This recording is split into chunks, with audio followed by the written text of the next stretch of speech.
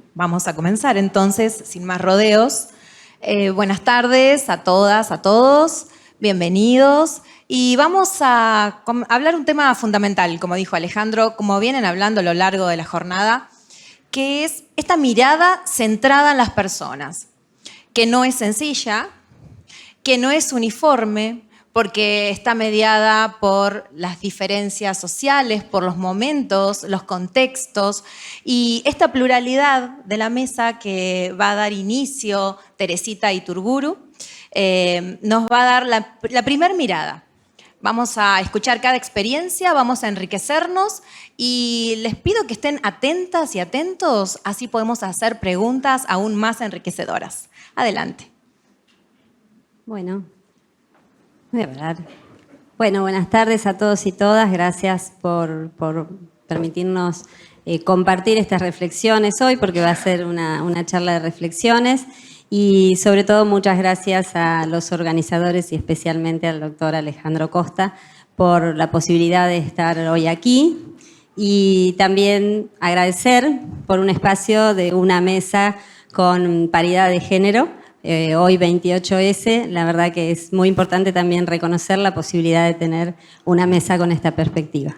Así que, bueno, para poder hablar en este caso de la centralidad de las personas usuarias, acceso, coproducción y percepción, tal como propone la mesa, nosotros, haciendo una continuidad de la presentación que hizo el doctor Claudio Ortiz, perdón que estoy saliendo de una gripe que no se va nunca,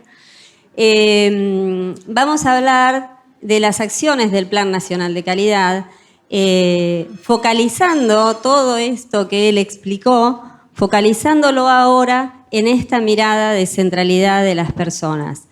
Para eso, decirles que el Plan Nacional habla claramente y nos trae esta visión y esta conceptualización, en definitiva, de qué es la centralidad de las personas, ¿no? Y simplemente nos dice que adopta esta conciencia del punto de vista. Es decir, cuando estamos hablando de centralidad en las personas, tenemos que tomar ese punto de vista. Y esto, que parece sencillo y quizá una obviedad, es una revolución en realidad de todo el sistema de salud y el modelo médico hegemónico que permea en los procesos de atención. Entonces, lo primero que tenemos que ver es esto del punto de vista, dice el plan, de los individuos, de los y las cuidadoras, de las familias, de las comunidades, verlos desde su punto de vista y verlos desde su punto de vista como partícipes, no solo como beneficiarios de las políticas y de la atención de salud. Y desde allí también nos dice que la respuesta es más efectiva con esta mirada de este punto de vista. Y también es una respuesta que va a las necesidades y en las necesidades a los derechos. También no puedo dejar de mirarlo como abogada. Y desde allí inspira confianza y nos vuelve acá en que esta mirada de la atención centrada en las personas es esta recuperación de la vieja relación médico-paciente que tenemos que reconstruir en nuestro sistema de salud. Y justamente la atención centrada en las personas nos lleva hacia ahí. Ahora también nos dice el plan cómo está organizado, cómo tiene que estar organizado, no solo cómo lo miramos, cómo se organiza. No se organiza por patologías, no se organiza en función de enfermedades, se organiza otra vez en función de necesidades, necesidades integrales de la persona y respeto de las preferencias. Todo esto está plasmado en este Plan Nacional de Calidad como el paraguas que tomamos para las acciones que después vamos a desarrollar. Y en definitiva, esta nos lleva a una visión más amplia de la atención centrada en el paciente. Es una mirada que nos lleva a que va más allá de la consulta clínica específica o de la cuestión específica de atención de salud, sino que engloba, por supuesto, la salud de las personas y de la comunidad, y sobre todo reconoce esa función primordial que tiene la población en la configuración de las políticas y de los servicios de salud en sí. Entonces, pasamos de la mirada del paciente a esta mirada centrada en las personas. Y también para nosotros, y desde el Plan Nacional de Calidad, y por supuesto desde la Dirección Nacional de Calidad, miramos con los anteojos de la calidad. Valga todas las redundancias de veces que he dicho calidad. Entonces, la atención centrada en las personas es un acto de calidad. Y la calidad es, según nuestro plan, un acto permanente de transformación. Así lo concibe nuestro plan. La calidad es un acto permanente de transformación, entonces, del sistema de salud. Por eso decíamos, qué difícil esto que parece sencillo, ¿no? Pero es un acto permanente de transformación. Y ese acto permanente de transformación, a lo que está orientado, es justamente a estas palabras que recién decían, atender a las personas, cuidar a las personas.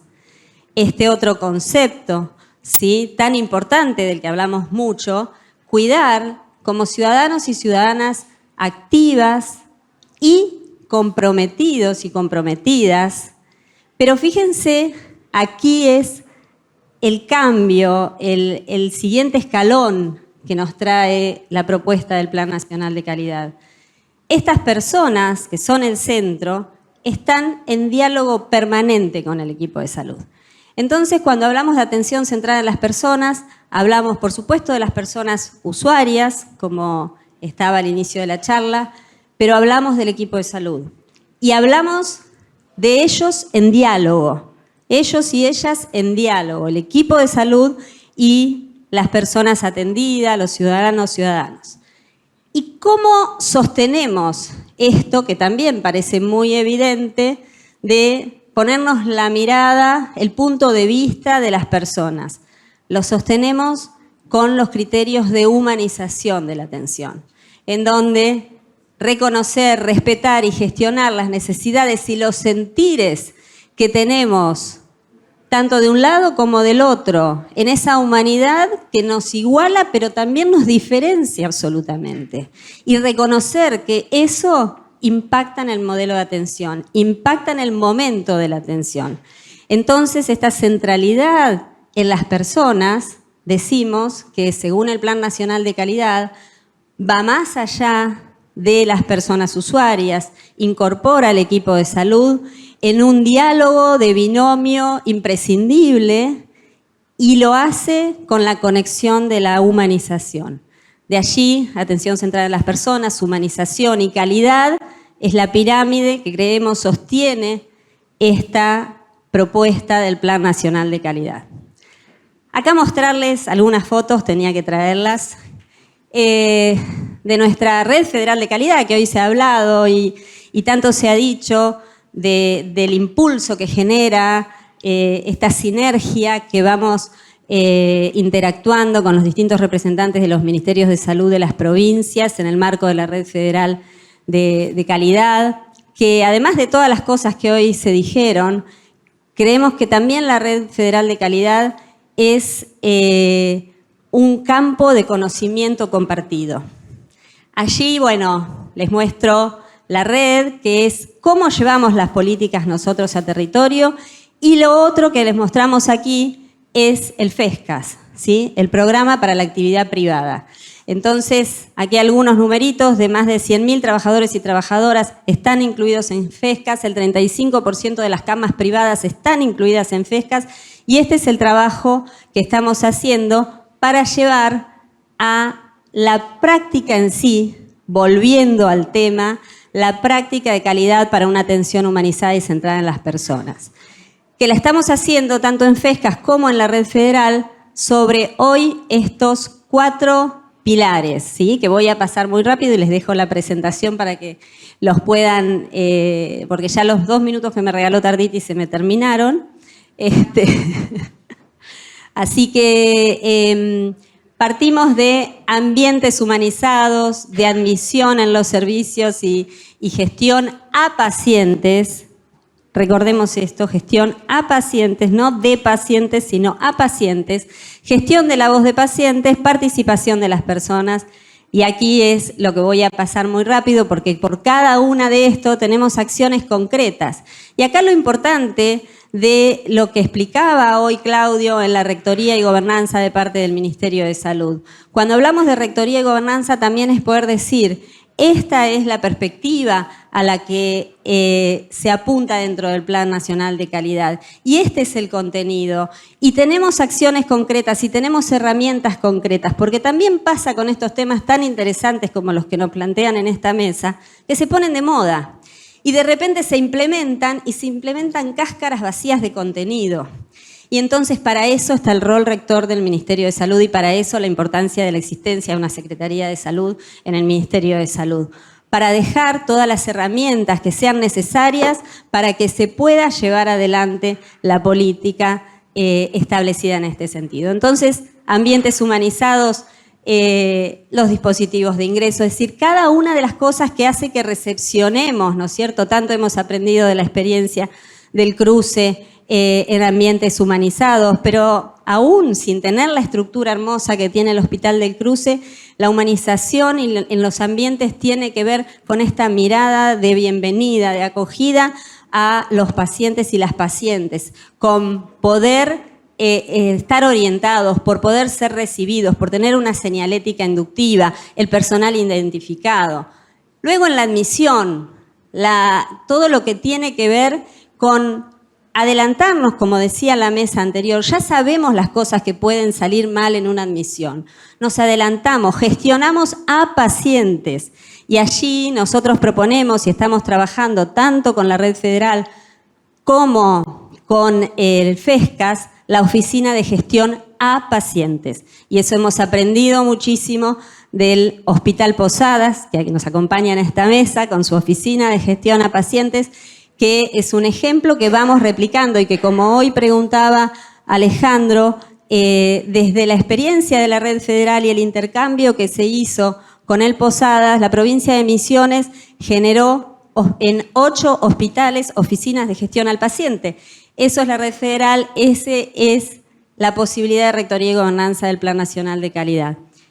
Luego, todo lo que tiene que ver con la gestión de la voz, por supuesto, nada es absolutamente novedoso, todo está inventado. Tenemos que hablar, por supuesto, de encuestas, de actividades de percepción, de gestión de quejas y reclamos, pero no es solo gestión de quejas y reclamos, es análisis de esto, ¿sí? Es análisis y corrección. Y por último, el último escalón, que es ya la actividad de participación. Y este es el más novedoso.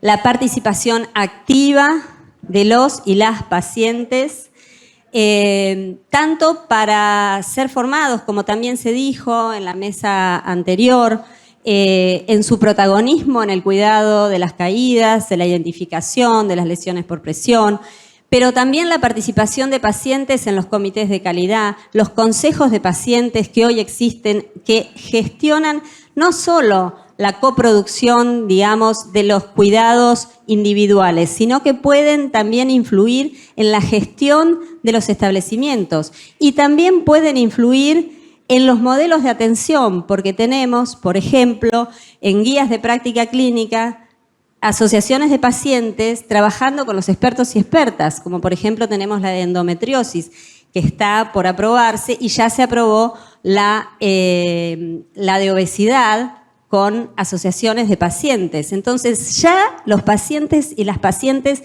también influyen en la guía de práctica clínica.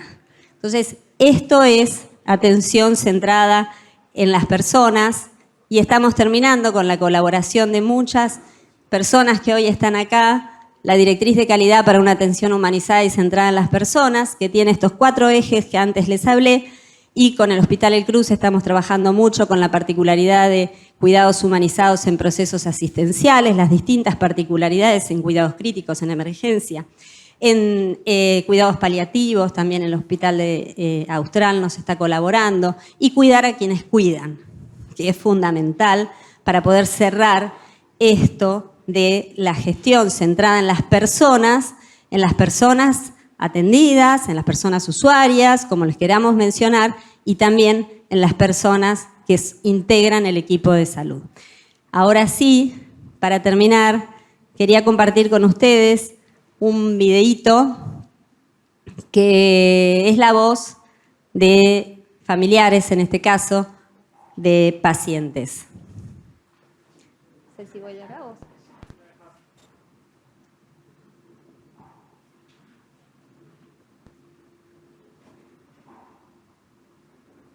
Podemos vivir y pasar toda nuestra vida sin un abogado, sin un ingeniero, pero seguramente a lo largo de nuestra vida siempre necesitemos un médico. Yo les pido por favor, ¿cómo quiero que sea cada uno de ustedes que cada vez que vayan a atender un paciente lo atiendan con el mismo amor como si atenderían a su hijo? Cada vez que atiendan a un paciente, lo atiendan con humanidad.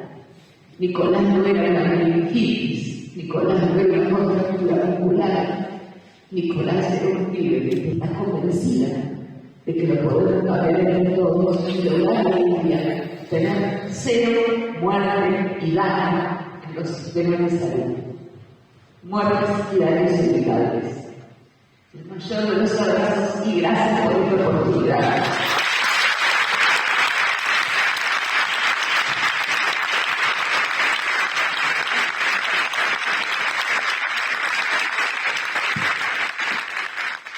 Bien, gracias, Tere.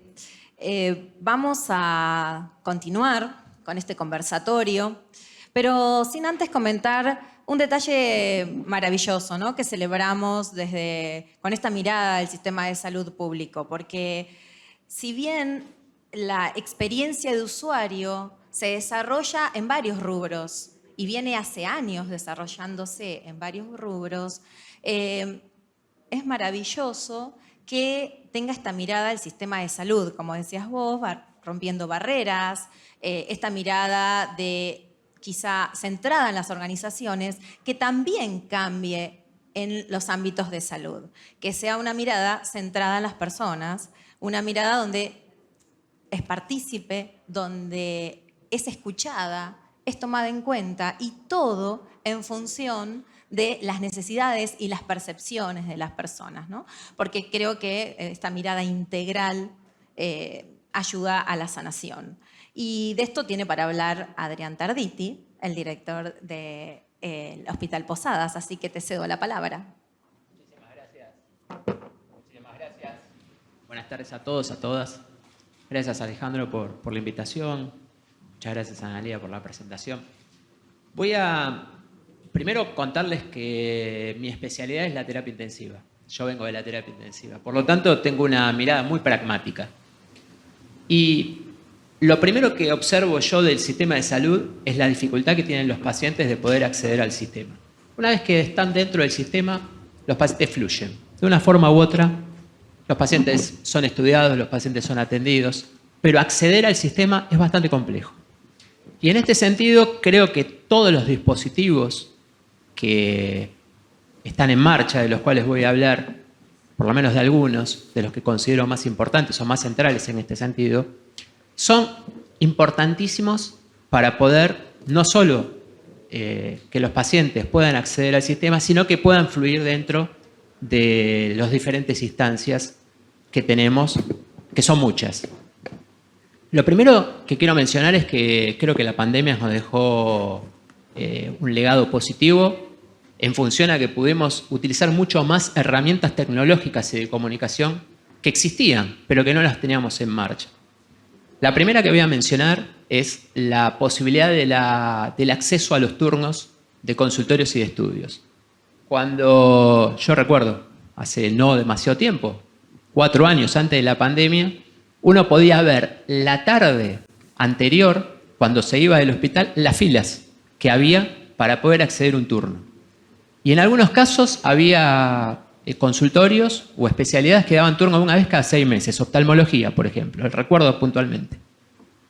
La posibilidad de tener hoy herramientas tecnológicas que le permitan a la gente poder acceder por diferentes mecanismos, vía mail, vía WhatsApp, agendas en una plataforma informática, hizo que hoy no tengamos más filas en el hospital. Ahora bien, ¿con esto alcanza? Y no alcanza porque la demanda supera la oferta. Nosotros en el hospital atendemos alrededor de 5.000 pacientes por día. Alrededor de 3.000 van por la vía del consultorio. Entre estudios y emergencias hay otros 2.000 pacientes. Ahora bien, cuando el paciente no puede acceder al sistema vía turnos, ¿por dónde accede? Bueno, por el lugar que más fácil se le hace, por la emergencia. Y ahí es donde la emergencia se desborda. La emergencia, yo creo que mayor porcentaje de pacientes atendidos por emergencia, sin necesidad, obviamente ustedes saben cómo funciona, es el fracaso del resto de los sistemas, del resto del hospital. Y ahí hemos avanzado mucho para lo que nosotros, definimos como códigos verdes. Pacientes que van a la guardia porque no tienen posibilidad de acceder a un turno. Porque el turno que se les da es muy tardío o porque consideran de que no pueden esperar, pero por un motivo u otro van a la guardia y son atendidos. Ahora, la calidad de atención que van a recibir en una guardia para nosotros no está a la altura de lo que se necesita. Y es ahí donde armamos en el hospital un sector que es un consultorio de atención inmediata, pero con la posibilidad de agregar estudios y que principalmente lo que hace es revincular al paciente para que pueda acceder, dependiendo de la urgencia que tiene, al sistema de salud. Podamos ingresarlo adentro del hospital. En algunos casos son estudios, en otros casos son internación, en otros casos es tratamiento. Y también existe la posibilidad de redirigir al paciente, porque muchas veces se va a atender al Hospital Posadas, que nosotros tratamos de darle un perfil de alta complejidad, sin necesidad. Recuerdo puntualmente una mujer que un día estaba a los gritos porque no le dábamos ingreso al servicio de endocrino porque tenía un nódulo de 1.5. Y dice, no, me dicen que hasta que no me crezca el nódulo, bueno, señora, quédese tranquila, porque nosotros le decimos dónde se puede atender, qué va a ser cerca de su casa, dónde la van a atender adecuadamente. El médico que está ahí también trabaja con nosotros en el Posadas, así que quédese tranquila que en su momento, si lo necesita, va a tener posibilidad de ingresar al Posadas en mucho menor tiempo del que usted piensa. Bueno, lo cito como ejemplo, pero esto puede aplicarse a muchísimas patologías. En el Posadas se atendía a niños sanos, una locura.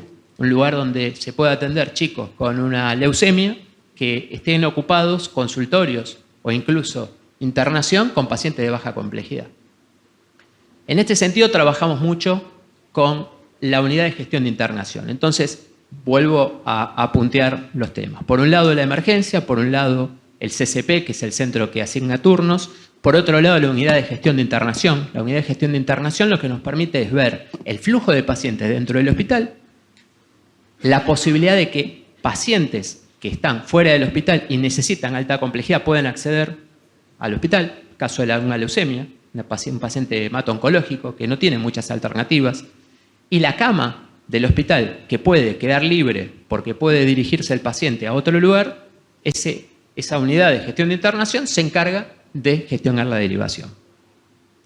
Cuando planteamos que el Posadas iba a derivar pacientes, créanme que se me rieron. La verdad que me dijeron, imposible que se vaya un paciente del Posadas a otro lugar. La verdad que hemos podido avanzar muchísimo, que lo más difícil fue cambiar la cultura institucional, porque cuando nuestros propios médicos le decíamos, este paciente se va a ir a atender por una neumonía a X hospital, los médicos decían, no, ¿cómo vamos a derivarlo? Si acá tenemos todo, sí, tenés todo, pero este paciente se puede atender en otro lado y el que está en otro lado no puede atenderse tal vez ahí, tiene que atenderse en el Posadas. Esa modificación de la cultura institucional, la verdad que de a poco se fue instalando y hoy, incluso con una ambulancia propia que se encarga de llevarlos, no de ir a buscar pacientes, de llevar los pacientes que pueden atenderse en otro lado, la verdad que avanzó muchísimo para poder liberar camas para la alta complejidad, que es un poco el objetivo del hospital. Por otro lado, hay pacientes que, por uno u otro mecanismo, o por guardia, o porque no pueden acceder a un turno, terminan boyando. Bueno, ahí está la oficina del paciente, que recién mencionaba. Es una puerta de entrada para esos pacientes que por un motivo u otro, no encuentran la vuelta para poder acceder al sistema. O están dentro del sistema, pero están desorientados. Bueno, hay una oficina que los atiende presencialmente y en forma virtual. Tenemos herramientas tecnológicas y, por otro lado, la posibilidad de que golpeen una puerta y alguien los atienda. Por esta oficina pasan 60.000 pacientes por año. Tuvimos un mes el año pasado, obviamente, en el invierno, donde los pacientes no concurrían tanto al hospital y utilizaban medios alternativos, básicamente virtuales. Llegamos a tener 7.000 pacientes en un mes que se atendían por esta vía. Digo, se atendían porque muchas veces la consulta es suficiente y no necesitamos atenderlo en un consultorio. A veces es una simple consulta, una receta, por ejemplo, y podemos resolverlo por esa vía. Por último, como nosotros pensamos en la atención centrada en las personas, la persona a veces no está sola, está con la familia. Y por eso la Casa Posadas, que es una casa, un hogar que el hospital cuenta, que tiene 95 lugares, puede ofrecerle alojamiento a familiares o incluso a pacientes que por un mecanismo u otro hospital de día van, se hacen quimioterapia y se tienen que volver y no están cerca. Bueno, tienen la posibilidad de alojarse en la Casa Posada. La Casa Posada cuenta con 24 habitaciones. La verdad que es un lujo que tenemos dentro del hospital y que es muy útil y muy valorado por los pacientes. Por último, y ya para terminar con creo que mis 8 minutos, ¿no? Porque le di a Tere 2 minutos. Le di a Tere 2 minutos. Quiero decirle que todos estos sistemas a veces no tienen la visibilidad que merecen, porque los médicos somos muchas veces hegemónicos y pensamos que lo único que se hace bien es en una cama internado o en un consultorio, y no es así. La verdad que hay muchas cosas centradas y pensadas para los pacientes que son muy útiles, muy valoradas. Nosotros en la encuesta que tenemos de pacientes que se externan, lo podemos ver, es muy valorada. Todos estos dispositivos de atención a distancia, de orientación, de turnos telefónicos o por vía internet, que pueden ofrecer un servicio de mejor calidad, un poco utilizando tus palabras, de mejor calidad, y que tenemos que considerarlo quienes gestionamos hospitales, clínicas, centros de atención, que tenemos que utilizar todas las herramientas posibles para dar la mejor atención posible. Muchas gracias. Gracias, Adrián. Interesante todo lo implementado. Después, si quieren conocer detalles, van a tener la oportunidad de consultar. Pero vamos a cederle la palabra ahora a nuestra invitada, Adriana Mosquera. Ella médica, hoy actual directora del Hospital Ana Goitía, después de trabajar un largo tiempo en él, ¿cierto? Es la primer mujer directora de esa organización. Así que vamos a ver qué nos cuenta. Bueno, ¿qué tal? Buenas tardes. Sí, la verdad que la primer mujer directora, ahora somos 3. Podemos decir que en una maternidad y un matriarcado. Y acá una de las directoras está acompañando.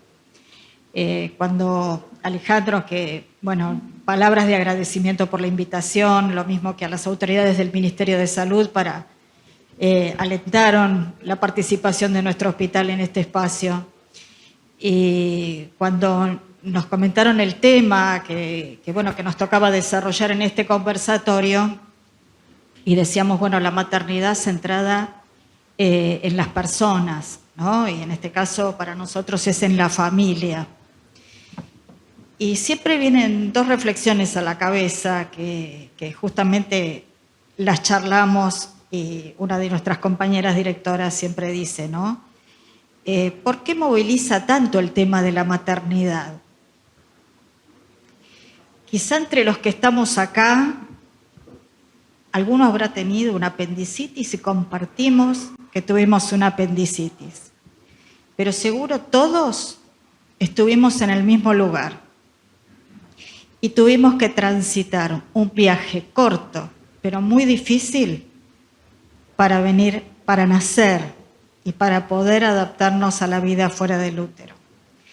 Entonces yo creo que el hablar de la maternidad, yo estoy orgullosa de ser neonatóloga y trabajar en un hospital materno-infantil creo que moviliza todas estas cuestiones. Y allá por el 2010, cuando nos convoca el Ministerio de Salud de la Provincia de Buenos Aires, conjuntamente con UNICEF y el Ministerio de Nación, para trabajar en lo que el programa de maternidades seguras y centradas en la familia, ¿no? Esto de centrado en la familia, donde el doctor Larguía de la maternidad Sardá venía trabajando durante muchos años, y después, bueno, se agregó esta palabrita de seguridad, la importancia en la seguridad de la atención de los pacientes. Podemos tener el mejor equipo de salud, la mejor tecnología, pero además, ahí aportamos seguridad, pero además tenemos que tener esta centralidad de la familia. Y cuando repasábamos los puntos, los ejes, los pasos para tener una maternidad segura y centrada en la familia, nos dábamos cuenta que en nuestra maternidad, que tiene 73 años de vida, bueno, hacía muchos años que se venían conformando prácticas que estaban en este modelo. Y no puedo dejar de mencionar la creación de la residencia de madres. Hace 30 años que tenemos residencia de madres y fue la primera residencia de madres en la provincia, donde mujeres que tuvieron sus hijos prematuros y que a veces están 2, 3 meses internados pudieron permanecer al lado de sus hijos en forma permanente. El hospital les brinda el espacio, les brinda la comida, bueno, las acompaña y se crea una relación con el equipo de salud, la verdad que es maravillosa. Y otro aspecto que siempre decíamos, bueno, tenemos la residencia de madres, ¿qué más teníamos desde hace muchos años? Y unos muy aventurados obstetras, obstétricas, que decían, vamos a permitir que acompañen en el parto. Y vamos a permitir que el ingreso a la neonatología no sea un horario de visita, ¿no? Para hoy en día transformarse en el ingreso irrestricto como es, ¿no? Y no solamente de mamá y papá, sino de un día a la semana los abuelos, los hermanos, porque no hay nada mejor que reafirmar para los padres ese rol de padre ante los abuelos y para los hermanos poder verificar que ese hermanito que nació, que sí tiene un problema de salud, está ahí, está bien, no me están mintiendo, lo estoy viendo. Entonces, por eso, una vez a la semana ingresan abuelos, hermanos y a veces algunos tíos también. Apuntar a la formación, ¿no? Y ahí es como que les estoy contando un poco nuestra misión, ¿no? La calidad de atención, la centralidad de las personas y la educación. Y para ello podemos decir que desde el año 97 contamos con residencias en neonatología y en tocoginecología, y luego se fueron sumando la residencia de obstetricia y muy nuevita, cumplió 2 años, la residencia de enfermería neonatal. Porque estamos convencidos que la formación del recurso humano es el que va a aportar esto, ¿no? Esto de trabajar en la calidad y trabajar en la seguridad del paciente. Pero nos falta algo, trabajar en esa empatía que se tiene que tener con el otro. Y entonces, bueno, es la manera de hacer talleres para poder tocar el tema de la importancia que es ponerse en el lugar del otro. Cuando hacemos estos talleres y estas reuniones de equipo, decimos, bueno, ¿cuál es nuestra identidad? ¿Cuál es nuestra forma de trabajar? Tenemos una guía que es la maternidad segura y centrada en la familia. Y decimos, bueno, ¿cómo lo hacemos nosotros, no? Y bueno, nosotros podemos decir que, bueno, vamos a sistematizar nuestro trabajo. ¿Cómo lo sistematizamos? Y en 4 momentos, ¿no? 1, en la preconcepción, donde el cuidado de la salud sexual y reproductiva es fundamental. Y los otros 3, englobados en los primeros 1000 días de vida, aquellos que empiezan en el día 0 de la concepción y finalizan en el 2.º año de vida del niño. Y en estos momentos, donde decíamos, bueno, el preconcepcional, después la mujer embarazada, con la atención en los consultorios de admisión, en los hospitales de día, hospitales de día de diabetes, de hipertensión, de vigilancia fetal, de prevención del parto prematuro, que son lugares donde las mujeres embarazadas permanecen varias horas, porque es ese lugar donde se le da no solamente el control propio del embarazo, los estudios de laboratorio, sino también la contención, el compartir con otras mujeres que pasan por la misma situación. Y además, por ejemplo, en las mujeres diabéticas, que se les da la comida y se almuerza con ellas, es enseñarles un poco cuál es la alimentación adecuada para que ese bebé que está por llegar llegue de la mejor forma, de la manera más segura también. Otra de las fases, digamos, ¿no?, es el nacimiento. Un nacimiento respetado, un nacimiento acompañado. Y cuando hablo de un nacimiento respetado y acompañado, hablo también del lugar adecuado, de una sala donde la mujer pueda transitar las 3 etapas, o sea, el trabajo de parto, el parto y la recuperación posparto, sin tener que trasladarse de una sala a otra. Y en donde también el recién nacido pueda ser recibido en ese mismo lugar, con toda la seguridad que implica, con la temperatura adecuada, con los elementos adecuados para evitar cualquier complicación. Y con esto logramos, no separamos a ese bebé de la mamá y de su acompañante, quien ella haya elegido.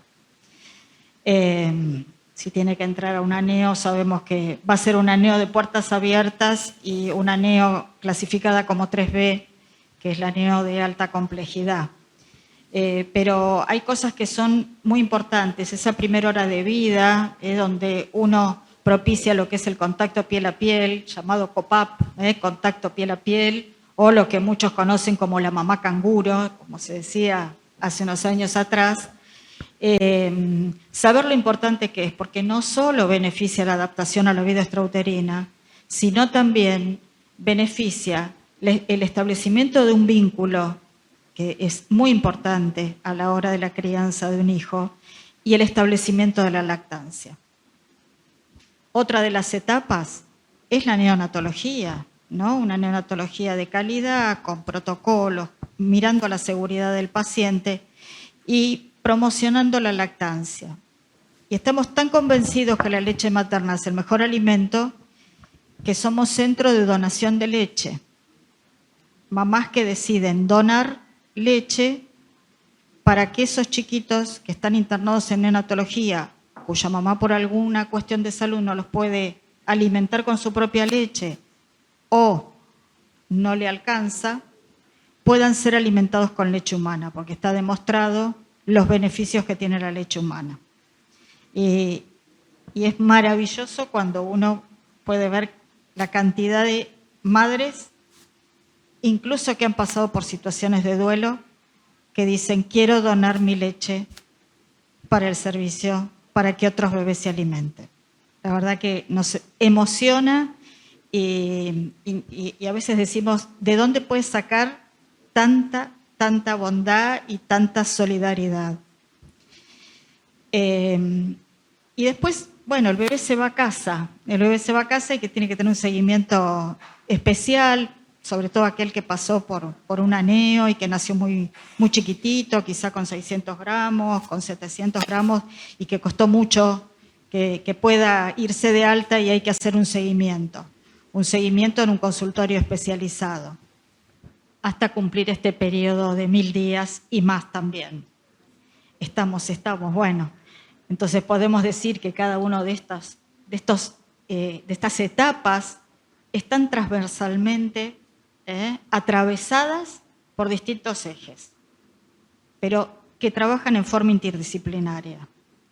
El abordaje de las violencias, prevención de violencias, el respeto de los derechos, el seguimiento del neurodesarrollo, la detección temprana de alteración en el vínculo y, por supuesto, bueno, durante el embarazo, la preparación para la paternidad y la maternidad. Y todo este cuadro que se me viene a la cabeza, y es el que tenemos en el hospital y que nos representa, tiene que estar empapado de ternura. Y no la ternura cuando la pienso el osito de víveres, ¿no? Porque uno piensa el osito tierno.